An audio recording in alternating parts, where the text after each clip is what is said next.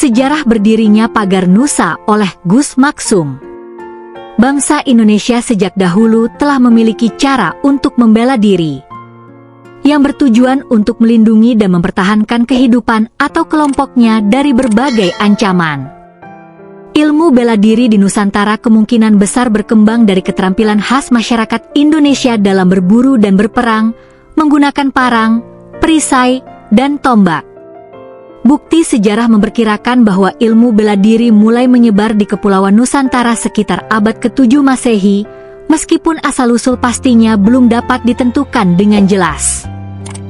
Kerajaan-kerajaan besar seperti Sriwijaya dan Majapahit juga disebut memiliki pendekar-pendekar hebat yang menguasai ilmu bela diri, serta mampu menghimpun prajurit-prajurit dengan kemampuan pertahanan diri yang dapat diandalkan.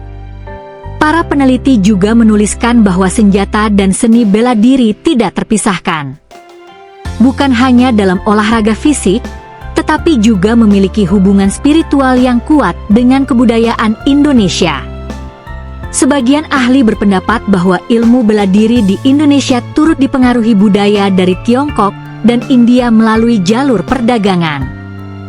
Pada masa lalu, pondok pesantren tidak hanya mengajarkan ilmu tafsir, fikih, tasawuf, dan nahwu syorof, tetapi juga berfungsi sebagai padepokan, tempat para santri belajar ilmu kanuragan dan kebatinan.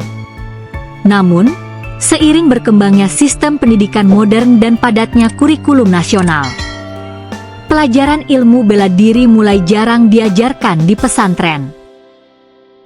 Berawal dari kegelisahan Kiai Haji Syamsuri Badawi, pengasuh pondok pesantren Tebu Ireng Jombang, terhadap maraknya kerusuhan dan sering terjadinya bentrokan antar perguruan silat di Jombang dan sekitarnya. Beliau kemudian menemui kedua pengurus PBNU saat itu, yaitu Kiai Haji Hashim Latif. Masalah ini segera ditindaklanjuti dengan menugaskan Kiai Gofar Hanan, Haji Ahmad Buhori Susanto, dan Haji Suharbilah untuk menemui Kiai Haji Agus Maksum Jauhari yang akrab dipanggil Gus Maksum di Lirboyo, Kediri.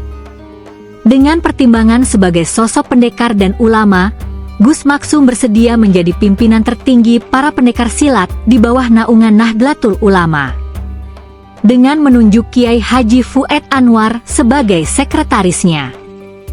Pada tanggal 27 September 1985, berkumpullah kembali para tokoh tersebut di Pondok Pesantren Tebu Ireng Jombang untuk membentuk wadah resmi di bawah naungan Nahdlatul Ulama yang secara khusus mengurus dunia pencaksilat.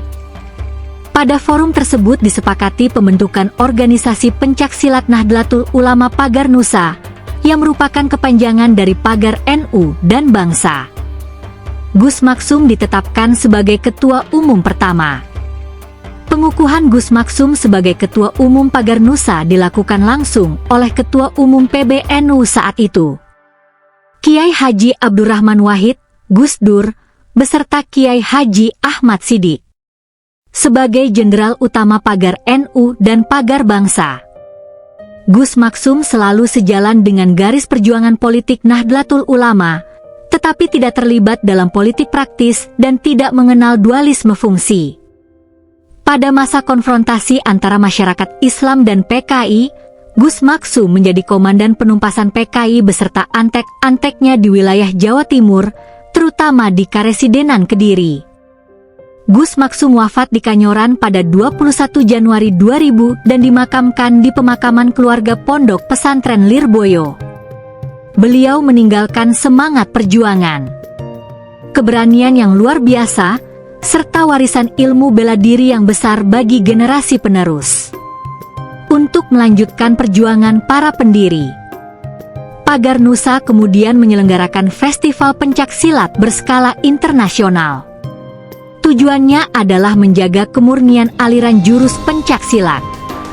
Sekaligus Ketua Umum PP Pagar Nusa, Kiai Haji Fuad Anwar, menjelaskan bahwa festival ini juga menjadi wadah memusatkan aliran-aliran pencaksilat yang telah berkembang luas. Selain pertandingan silat antar perguruan Pagar Nusa se-Indonesia dan festival jurus-jurus daerah, Acara tersebut juga diikuti berbagai aliran bela diri dari mancanegara untuk berdiskusi tentang pengembangan seni bela diri.